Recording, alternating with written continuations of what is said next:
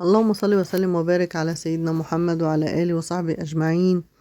إيه يا صباح الفل والورد والياسمين على أحلى صحبة وأحلى أخوات حلوين. يا صباح كل حاجة حلوة.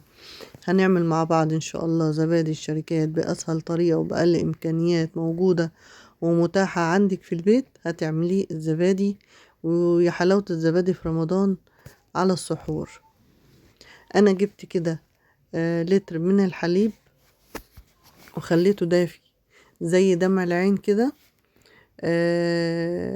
وهجيب معلقة كبيرة من الحليب البودرة ومعلقة كبيرة من السكر الحبيبات العادي، وعلبة من الزبادي، بس تكون طازة كده وحلوة. علبة صغيرة، يعني الكيلو بياخد علبة زبادي صغيرة. وهناخد القشطة بتاعت وش اللبن كده معانا، وهنضربه كويس جدا معانا الخليط ده.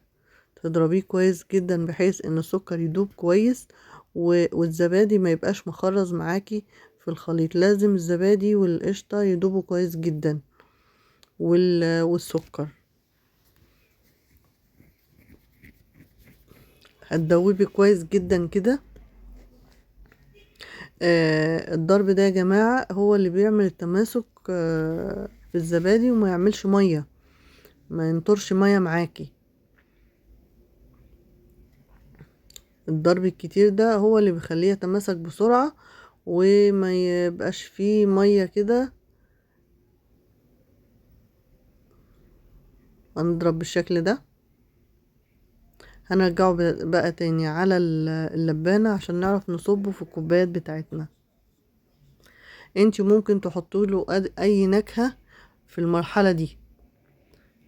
ممكن تحطي صوص فراولة او صوص كراميل، اي نوع نكهة ممكن تحطيها. هنصبه بقى في الكوبايات بتاعتنا بالشكل ده. وطبعا بعد ما تصبيه تحوش الرغوة اللي على الوش ديت، عشان هتبقى مش حلوة وهي على الوش كده. اما يجمد هتفضل الرغوة دي موجودة عليه، هتبقى شكلها وحش جدا. فانتي حوشيها، ما تخليش الرغوة دي على الوش.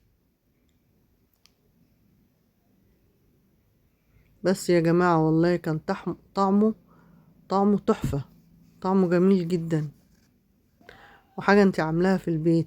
الزبادي اللي هو بتاع الشركات ده بقى غالي جدا يا جماعة، فاحنا نوفر على نفسينا ونعمله في البيت. وهتعملي كمية.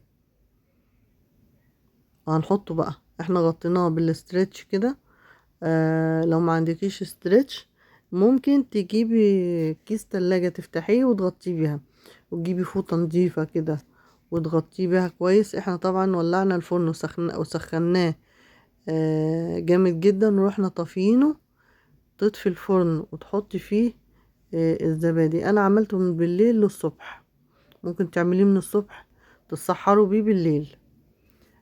هيبقى بالشكل ده معانا متماسك وكويس، بس لازم يخش التلاجة. هو تماسك كده بس لسه لازم يخش التلاجة، ما ينفعش يتاكل على كده. يخش التلاجة من 3 ل4 ساعات وهتطلعيه هيكون متماسك وجميل جدا. وبألف هنا وشفا يا رب. دعواتكم لينا بقى يا جماعة، ولايكات عشان الفيديو يوصل لكل اخواتنا المتابعين. وبألف هنا وشفا يا رب. كل سنة وانتم طيبين.